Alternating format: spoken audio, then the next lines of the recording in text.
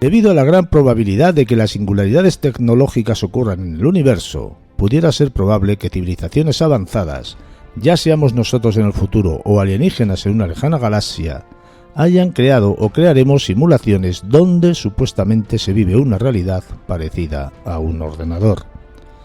Tal vez lo más curioso de la teoría de la simulación es que hay prominentes científicos y físicos que no solo la consideran posible, sino que están llevando a cabo activamente experimentos para probarla. Un equipo de físicos alemanes piensa que con el tiempo seremos capaces de pintar un mejor retrato de la denominada simulación numérica.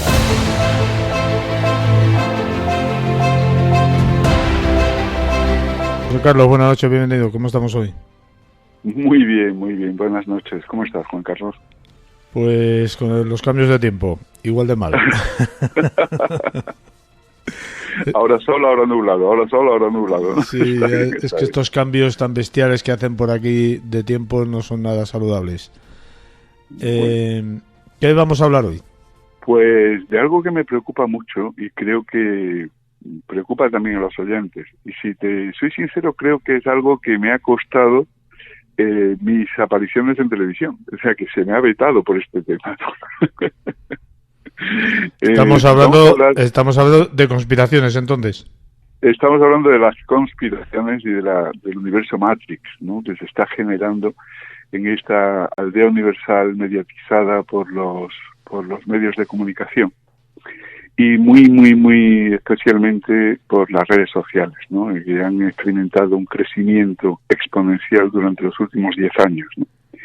Y es un tema que nos afecta a todos, y afecta a nuestro día a día, y afecta a nuestra visión del mundo, a nuestras expectativas sobre nosotros mismos, sobre el futuro y la realidad, ¿no? Y que a mí personalmente me preocupa mucho, Juan Carlos, y creo que a todos nos debería preocupar. Nos debería preocupar que en el mundo rico, en el mundo tecnológicamente avanzado, el suicidio sea la primera causa de muerte no natural, ¿no? Algo está fallando estrepitosamente. Y ahí es donde creo que tiene mucho que ver el universo Matrix, que es el universo virtual que se ha creado, y por supuesto esta teoría de la conspiración, que hay quien asocia a personas concretas, y yo no asocio a personas concretas, sino más bien a emporios o empresas, ¿no? Que son las que dirigen cada vez con más fuerza, con más ahínco el mundo, ¿no? Y me preocupa muchísimo, ¿eh? Y si te parece, vamos desglosando poco a poco el tema, ¿no? Simplemente para que nuestros oyentes sean conscientes de la importancia de lo que estamos hablando. Diremos que hay empresas que facturan o que tienen unos ingresos y beneficios o un valor en bolsa muy superior al PIB de muchos países. Es decir, los países como tales cada vez tienen menos peso en las decisiones del mundo, y en cambio estas empresas, que son empresas en auge con un potencial económico brutal, estamos hablando, por ejemplo, de que el valor en bolsa de Facebook es de 500.000 millones, o que el valor de Apple es de 850.000 millones. Estamos hablando de dólares en este caso. Pues es brutal, ¿no? Es brutal. Te puedo dar solo un dato. En España, por ejemplo, el 43% del capital, de todo el capital, está en manos de fondos internacionales, ¿no? Con lo cual, si creemos que lo que ocurre en España no está influenciado por las decisiones de estas corporaciones que tienen este 43% del capital en sus manos, estamos más que equivocados. Y todavía, José Carlos, hay gente que piensa que en España mandan los políticos. Sí, efectivamente, ¿no? Y sin embargo, pues sabemos de reuniones de nuestros políticos, y no voy a decir ni nombres de partidos ni nombres de políticos españoles, pues han tenido reuniones con gerifaltes de estas empresas días antes incluso de las últimas elecciones que hemos tenido. Y creer que esas conversaciones son para tomar café y desearse buenos días, pues es un poco de locos, ¿no? Claro, el problema es dónde vamos. Fíjate la enorme importancia que están adquiriendo estas empresas, ¿no? Google, por ejemplo, maneja el 80% del mercado de la publicidad online. El 80%. Es decir, controlando el 80% del mercado de la publicidad, tú puedes dirigir la opinión, las expectativas, la imagen de la sociedad hacia la dirección que a ti te interesa en un momento determinado. Por ejemplo, Facebook controla el 70% de las redes sociales en móviles. Es decir, basta con que Facebook dé una instrucción para vetar unos determinados correos, para ignorar o anular la influencia posible de un sector de la opinión o de población. Fíjate qué cosa más importante, ¿no? Sí, bueno, también lo hacen en YouTube. O, por ejemplo, no, si Facebook y todas sus filiales. Es decir, no solo estamos hablando de Facebook como Fíjate plataforma. que estábamos hablando, has hablado de Google, y yo recuerdo que hice un experimento que hace un par de años me lo comentaron. Tú buscas un determinado elemento que quieras comprar o adquirir, lo buscas en Google. Automáticamente todas las páginas que visites, ya sea a través de Android, iOS o a través de los PCs, te van a aparecer publicidad de lo que has estado buscando una vez por el navegador de Google. Es impresionante cómo nos controlan. Correcto, es impresionante. De hecho, el mayor negocio que ahora mismo hay es el de la información. Y lo es por una razón muy sencilla, porque hemos generado un mundo que se basa en el consumismo. Es así de sencillo. Ya en 1980, un gran pensador y narrador español, que es Miguel Delibes, yo invito a nuestros oyentes a buscar su discurso de ingreso en la Real Academia, que aparece titulado como El mundo en agonía, ¿no? Uh-huh. Él advertía, fíjate que no era un economista, sino un humanista, y era novelista extraordinario. Yo creo que todos lo conocemos, ¿no? Conocemos sus obras, ¿no? De Las ratas, de Los santos inocentes. Es extraordinario, el hereje, en fin. Y no, sin ser un economista, su razonamiento era muy sencillo, muy sencillo. Sabemos que generamos empleo a partir de un crecimiento superior al 2,5% del PIB, ¿no? Esto lo sabemos. Pero claro, si nosotros basamos, este es el razonamiento de Miguel Delibes, ¿no?, el sostenimiento de la economía en un crecimiento permanente del 3%, significa que en 10 años necesitaremos un 30% más de recursos naturales para poder mantener la maquinaria de producción. Pero si esto lo extrapolas a 100 años, necesitaremos un 300% más de recursos naturales. Y los recursos naturales son los que son. Y son finitos, es decir, se agotan. Hoy se está hablando mucho de cambio climático, pero sabemos que hay las grandes potencias, ¿no?, que son las que más generan, las que más contaminación generan. Estamos hablando de China y Estados Unidos, por ejemplo. Pues no firman estos acuerdos ni estos tratados. ¿Por qué? Porque no pueden poner un palo en la rueda de la bicicleta de su sistema productivo. Pero claro, esto tiene otra vertiente que importa mucho destacar, ¿no? Y es que para que este aparato funcione, nosotros debemos consumir. Y ahí aparece el tema de la obsolescencia programada. Quiere decir que nosotros tenemos que seguir comprando. Y lo que interesa es que el público sea consumidor. Ahí es donde aparece lo que tú hablabas, ¿no?, de la gestión de información y la publicidad selectiva a través de las redes sociales. De tal manera que cuando tú tienes una necesidad o una expectativa de compra, sea la cual sea, aparece el bombardeo permanente a través de las redes sociales que aparentemente te están ofreciendo un negocio gratuito, es decir, una página gratuita, una app gratuita, porque en realidad el negocio eres tú. Eres tú el negocio. Eres tú quien a través de tus compras va a posibilitar que esta maquinaria impresionante de consumo se siga manteniendo en marcha, ¿no?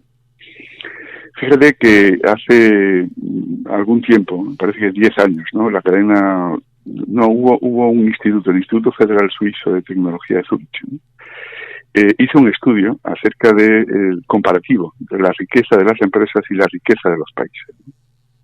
El resultado es que solo 147 firmas,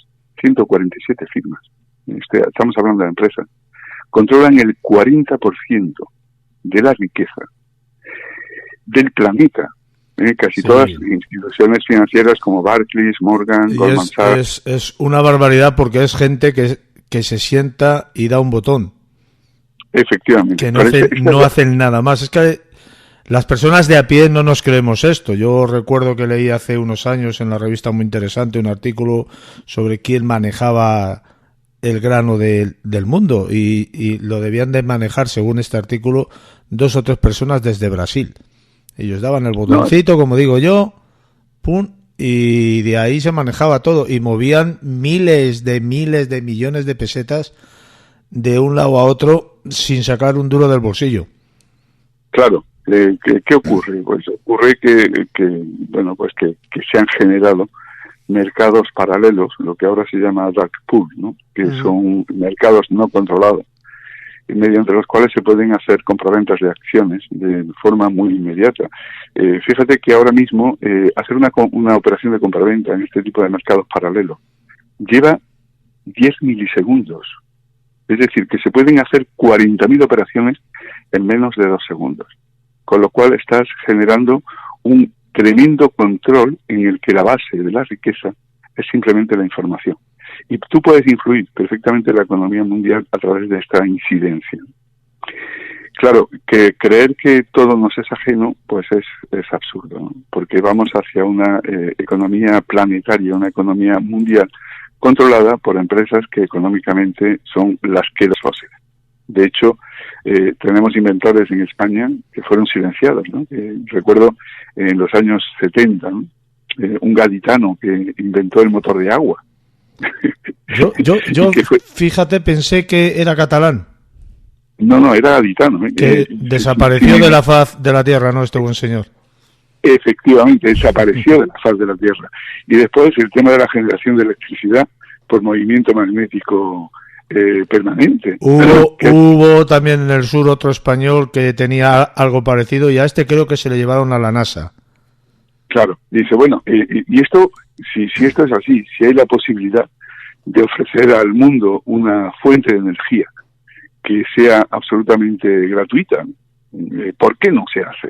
Es decir, ¿por qué? Y ahí es donde entra la teoría de la conspiración. Hemos de entender el enorme negocio, el volumen de negocio que mueve los combustibles fósiles, ¿no?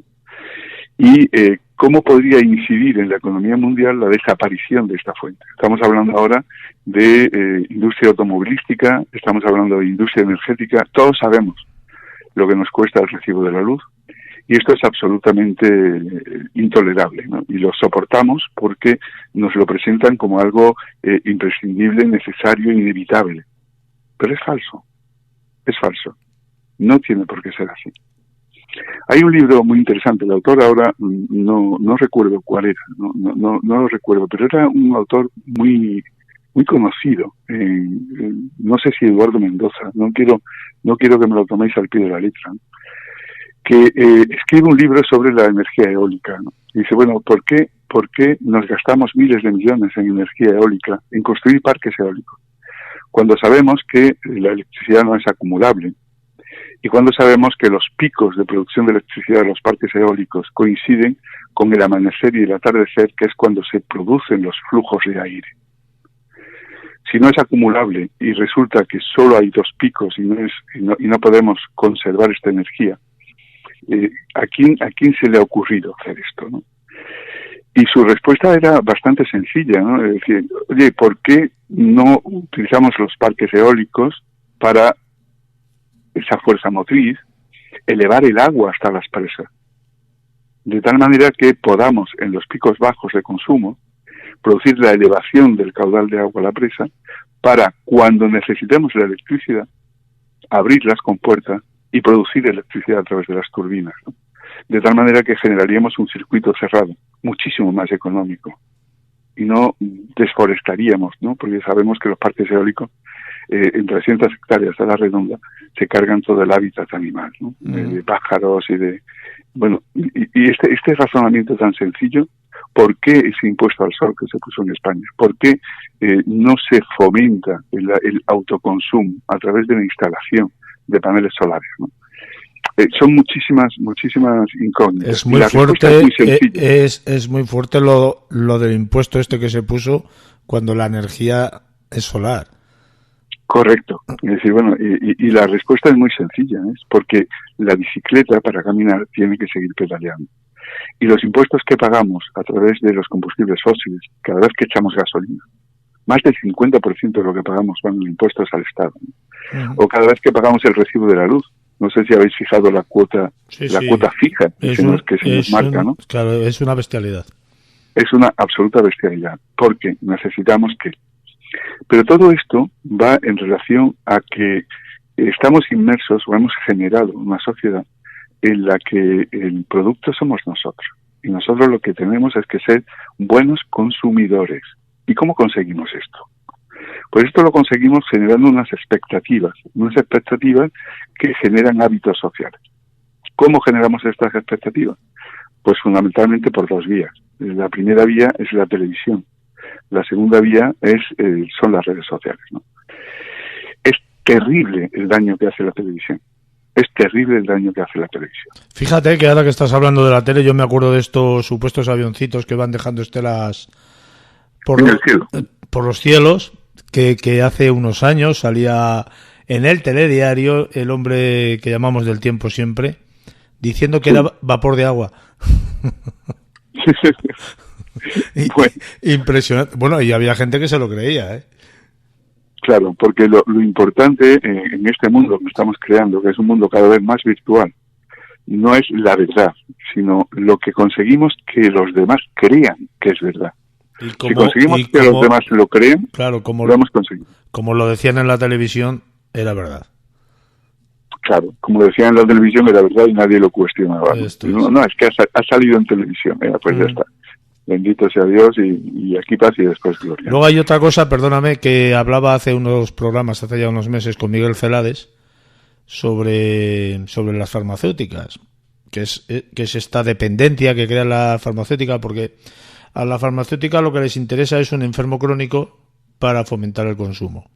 Tienes un enfermo crónico y tú lo que haces es tener a alguien que está continuamente pagando. Da igual que sea él, que sea el Estado, pero está continuamente pagando y consumiendo.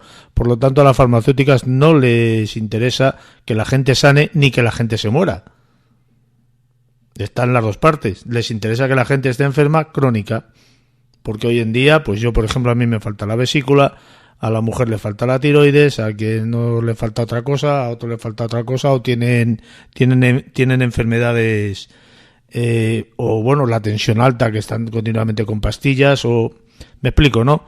Quieren dependientes, consumidores dependientes, para que ellos sigan enriqueciéndose a base de la salud de los demás, como ejemplo, vamos.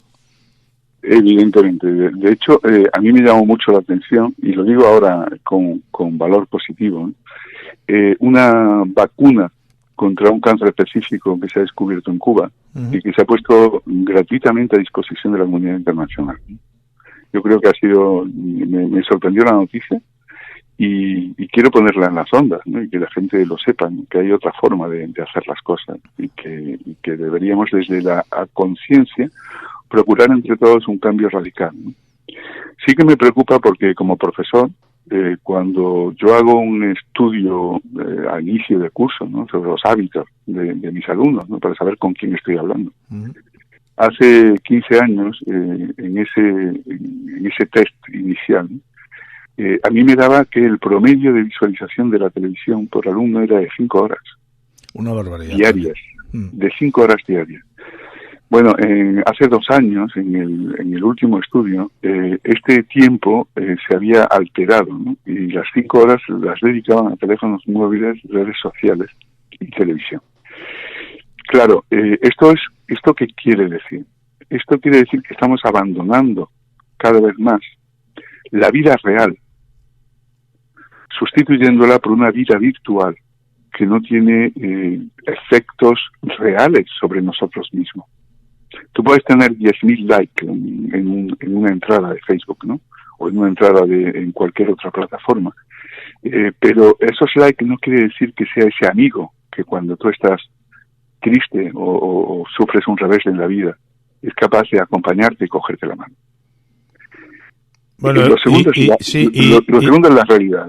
Y luego tienes que tener en cuenta que las redes sociales es una manipulación total. O sea, yo, por ejemplo, un día yo suelo dar muy poco me gusta a las páginas, pues porque, entre otras cosas, no tengo tiempo de estar pendiente de quién te manda solicitudes de este tipo. Pero un día me dio por entrar en la información de mi perfil y resulta que tenía como 60 o 70 me gustas a páginas que yo no había dado. Pero estaban marcadas como que yo las había dado. Y lo que es peor, que salían a otros usuarios como que yo había dado me gusta a determinadas páginas. ¿Me explico? A mí mira, yo estoy muy metido en redes sociales, cada vez menos, porque, bueno, pues desde que soy autor y tengo publicaciones, mi mujer se empeñó en que tenía que tener presencia en las redes sociales, ¿no? tenía que hacer publicidad, ya maneja bastante más que yo las redes sociales, y que mira, yo no tengo tiempo de esto, pero si tú lo haces, pues yo procuraré mantenerlo, ¿no? Y efectivamente tienes razón, yo recibo diariamente entre 5, 6, 7 solicitudes de amistad. Yo dudo mucho que estas personas me hayan solicitado amistad. Lo dudo mucho. Creo que es el propio sistema el que, en base a los likes que tú das, o en base a genera estas solicitudes automáticas para ir generando pequeñas bolsas, ¿no?, de contacto en los que tú, de alguna manera, te sientas cómodo. Porque lo importante es que tú mantengas la visualización de la página, a través de la cual te van a bombardear con la publicidad. Y la publicidad es el auténtico negocio de la página. Claro. Porque tarde o temprano si tú estás buscando un coche de segunda mano, pues te están bombardeando continuamente con anuncios de vehículos, ¿no? Esto me ha pasado a mí, ¿no? Y todavía sigo recibiendo, hace ya 2 años, ¿no?, que compré el coche, pero me siguen llegando anuncios de vehículos, ¿no? Y si un día te pones a buscar por internet, pues no sé yo, ¿no? Ahora mi hijo está buscando una máquina de gimnasio y tal, ¿no? Pues automáticamente ahí es donde está su negocio. Pero claro, hay un tema ahora que hay un tema que están implantando en las grandes superficies, que es unas cámaras con seguimiento a lo que los clientes más, ¿sabes?, más interés muestran, más interés muestran, y luego te lo pasan a través de los aparatos, ¿sabes? Te los meten a través de los teléfonos, a través de los PCs. No sé si sabías esto. Ya lleva unos meses. Sí. Perfectamente lo sé, sí. Y claro, ya es la personalización del estímulo para que sea más eficaz. Y esto es realmente terrible, ¿no? ¿Por qué? Porque genera una ansiedad por expectativa de... Vamos a analizar un momento esto, ¿no? A ti te lanzan un anuncio de televisión. Los anuncios de televisión para mí son terribles porque están incidiendo en unas expectativas sociales y están transformando la sociedad. Y si quieres, hablamos de algo que a mí me horroriza, ¿no?, que es la castración psicológica, que es algo terrible. Y quizá algún día, si quieres, dediquemos un programa a esto, porque es muy serio, ¿no?, muy serio. Estamos ahora mismo en un índice de natalidad del 1,3 por mujer, ¿eh? Creo que hay algún país ya en Europa que ha tenido menos nacimientos que decesos. Hombre, ya España ha producido ese punto de inflexión, ¿no?, hace 2 años. ¿Por qué se está produciendo esto? Sería interesante analizarlo, muy, muy interesante analizarlo, ¿no? Pero desde luego la enorme influencia que tienen las expectativas sociales que generan los anuncios publicitarios, que generan las películas y que además se programan específicamente para conseguir determinados efectos dentro de los cambios de hábitos de la población, es algo terrible, Por una razón muy sencilla, porque el mundo virtual y el real no coinciden, no tienen nada que ver. Y tú sales a la calle y te tienes que relacionar con los demás. Y los demás te miran, te hablan, te valoran, te juzgan. Y eso es inevitable. Somos seres sociales. Pero además tú tienes que generar unos comportamientos aptos para la sociedad en la que te insertas. ¿Cuáles son esos modelos ideales que a los que tú debes aspirar para sentirte integrado, para sentirte realizado en un modelo social? Eso es lo que te está dando la televisión. Eso es lo que te está dando la televisión. Y cuando esto que te está dando la televisión no coincide con tu realidad personal, lo que se produce es un movimiento de frustración, porque el cerebro no acepta que la realidad no coincida con ese mundo virtual que se te está ofreciendo. Y el problema está, José Carlos, es que lo están implantando desde los críos. Efectivamente, claro, porque cuando un niño ve un anuncio de un juguete, a mí me resulta horroroso el que se instrumentalice la infancia para la publicidad. El niño no está pidiendo para los reyes este juguete, ¿eh? El niño lo que está pidiendo es el ambiente que se le ofrece a través de la imagen en televisión. Una familia reunida en torno a un juguete, riendo, conviviendo, hablando. Esto es lo que el niño está comprando. Pero después, cuando tiene el juguete en sus manos, no es esto lo que se le ofrece. El niño se ve solo en su habitación con ese juguete. Con ese juguete y con otros 100 juguetes más, porque hay una sobreestimulación. Y resulta que la expectativa que habíamos creado, ese mundo idílico de felicidad, de convivencia, de risa, no coincide con la realidad. Y el problema no es la realidad ni el juguete. El problema es que inmediatamente otro estímulo sustituye al anterior. No has conseguido este objetivo, pero si compras este otro juguete, lo vas a conseguir, ¿no? Y el niño, que no tiene mecanismos de defensa crítica contra estos estímulos, vuelve a picar, ¿no? Y genera la expectativa a través de la dopamina, ¿no? De la recompensa, la ensoñación de que eso es posible, y vuelve de nuevo a picar, ¿no? Para encontrarse de nuevo ante la frustración de la realidad de que el objeto regalado no satisface las expectativas creadas. Entonces, pero esto nos pasa igual a los adultos, ¿eh? Sí, pero yo creo que en menor medida todavía, aunque también es grave. Entonces, ¿vivimos en una Matrix o nos están creando una Matrix? Nos están creando una Matrix en la que es muy importante estar atentos. ¿Estar atentos a qué? Estar atentos a que se nos está condenando a ser seres egoístas e individualistas, para fomentar en nosotros la satisfacción inmediata a través del consumo. Y esto supone, primero, la desmembración de los estados, que cada vez van a tener menos importancia, y ahí el interés que estas potencias transnacionales tienen en acabar con el empoderamiento de los estados, para generar una aldea global en el que no haya lacras ni trabas a su enorme influencia, y no puedan existir leyes que cortapisen esta incidencia y esta influencia en la economía mundial. Ahí te iba yo. Todos estos poderes económicos, porque no dejan de ser poderes económicos, ¿son capaces de influir tanto en un país como para determinar a un político a realizar una cosa que no quiere hacer por su propia voluntad?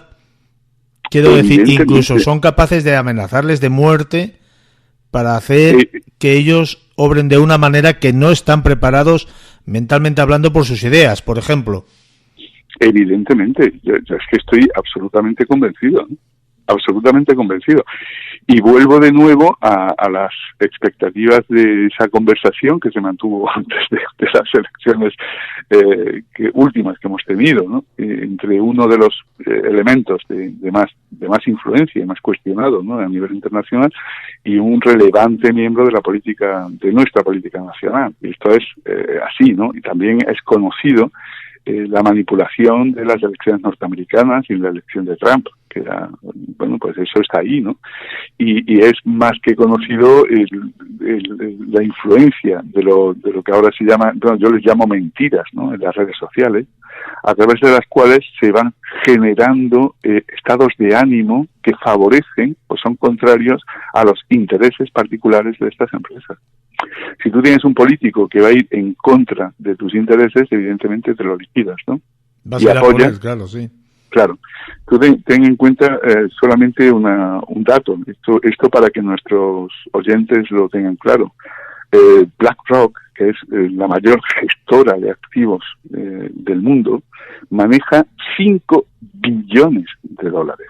5 billones de dólares. Es decir, una sola empresa tiene 5 veces más dinero que el PIB español.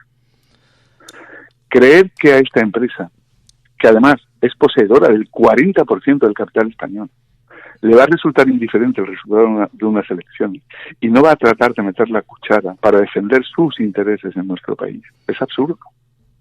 Es absurdo. Claro. Es vivir en decir, oye. De hecho, tenemos un ejemplo de un partido político que no vamos a decir cuál, pero tú sabes cuál es seguramente cuando te lo diga, que salió absolutamente de la nada y montó todo un organigrama a nivel nacional de infraestructura y economía a través y gracias al IBEX 35. Efectivamente. Bueno, pues eso es un ejemplo grandísimo de lo que estamos hablando y no tiene tanto poder como lo que tú estás diciendo, seguramente. Efectivamente, pero sin embargo todo casa, todo encaja. ¿Qué me preocupa a mí? Lo que a mí me preocupa es que seamos conscientes de ello y que cada uno de nosotros en nuestra parcela de nuestra vida luchemos contra esta influencia. ¿Cómo? Pues apaga la televisión. Así de sencillo. Lee más. Bueno, pasea más por el campo. No es tan sencillo que la gente apague la televisión, ¿eh? No, pues apaga la televisión. Yo te digo, reduce o minimiza las redes sociales, ¿no? Escucha programas como este. Escucha programas como este que te ayuden a pensar, que te ayuden a enfrentar la realidad desde otra perspectiva, que no sea siempre la misma, ¿no? Y recuerda, pues algo muy muy sencillo, ¿no? Si de verdad quisiéramos, estaríamos estimulando muchísimo más el mundo rural, el contacto con la naturaleza y esa autarquía, ese ser capaz de producir lo que uno mismo consume. Seríamos mucho más ecologistas. Y eso hoy ya es posible gracias a las redes sociales, ¿no? Pero en cambio no interesa que esto sea así, porque seríamos autosuficientes, ¿no? Nos costaría mucho más trabajo, pero esta autosuficiencia nos apartaría del consumismo necesario para que la máquina siga funcionando, ¿no? Con lo cual se está produciendo una aglomeración cada vez superior en los núcleos urbanos y una desertización y despoblación de los núcleos rurales, ¿no? Y además fomentada, entonces, que es lo peor. Y además fomentada. Decimos una cosa, en verdad, y nos dicen nuestros políticos una cosa durante las elecciones, pero luego la realidad, que son las medidas que se podrían implementar para que esto no sucediera, no se aplica. Con lo cual estamos generando estos habitáculos de 45 metros cuadrados en las grandes ciudades a unos precios absolutamente disparados que nos tienen atados al yugo de la carreta, corriendo para no llegar a ninguna parte. Y ahí es donde llega esa despersonalización, ¿no? Porque llega un momento en que nos sentimos como hámster atados a una rueda dentro de una jaula, ¿no? Nos hacen, José Carlos, nos hacen esclavos. Yo me acuerdo en 1997 que yo trabajaba entonces en Mallorca y un chaval de 24, 25 años se compró un señor piso por un dineral, no recuerdo cuánto era, pero sí recuerdo que se hipotecó su vida hasta los 72 años y yo le dije así, digo, vas a estar toda la vida pagando un dinero por un piso y vas a estar esclavo del lugar donde estás pagando un dinero por un piso que a lo mejor ni llegas a pagarlo. Claro. Hasta los 72 años hipotecado tu vida y esclavo de un lugar y de un sitio, no te puedes ir a otro lugar porque estás pagando un piso aquí. Compra algo que puedas pagar o que puedas vender. Y sin embargo, fíjate, Juan Carlos, qué cosa más curiosa. Tienes pueblos enteros que puedes comprar por 800.000 euros, ¿no? Pueblos enteros. Lo que hemos hecho nosotros, vendernos a vivir a un pueblo pequeñito, con una casa moderada y de muy buen precio, y bueno, y aquí estamos fantásticos. Y lo tenemos todo al lado, estamos a 10 kilómetros de cualquier cosa. 10 kilómetros y con la autovía de por medio, que son 5 minutos. Que en cualquier ciudad, si te quieres desplazar al médico, al supermercado, no sé qué, seguramente tardas más en bajar a la cochera a por el coche que lo que tardo yo en ir al supermercado aquí. Totalmente de acuerdo. Mi mensaje para terminar es muy sencillo, ¿no? Me quedo con una frase que decía mi padre. No es más rico quien más tiene, sino quien menos necesita. Y es importante darnos cuenta de qué poquito necesitamos para ser felices. Y retomar la maravilla, la capacidad de maravillarnos ante los milagros que nos rodean y que en el mundo que hemos creado no tenemos tiempo para contemplar, ¿no? Yo invito a los que nos oyen a relajar su mente y disfrutar con un amanecer o con un atardecer o con un paseo tranquilo a través del campo o sencillamente acariciando el lomo de un caballo. Es decir, que recuperen las sensaciones maravillosas que nos ofrece la vida. satisfacer el hambre cuando uno tiene hambre, ¿no? Satisfacer la sed cuando uno tiene sed, ¿no? Recuperar esa maravilla, de verdad. Me temo, José Carlos, que estás hablando de un imposible hoy en día, ¿eh? Sí, pero ¿sabes qué? Soy un idealista utópico que cree en la felicidad. Yo también. Y lo que es, no sé si más agradable o peor, es que encima lo busco. Pues sí. Bueno, pues a pesar de todo es importante ser felices y hay que intentarlo, ¿eh? Pues nos quedamos con esa parte, ¿vale? Muy bien, un abrazo. Un enorme placer que vuelvas a participar. La semana que viene esperamos que traigas otro tema tan interesante como el de hoy. Un fuerte abrazo, muchas gracias. Muchísimas gracias a ti siempre, un abrazo.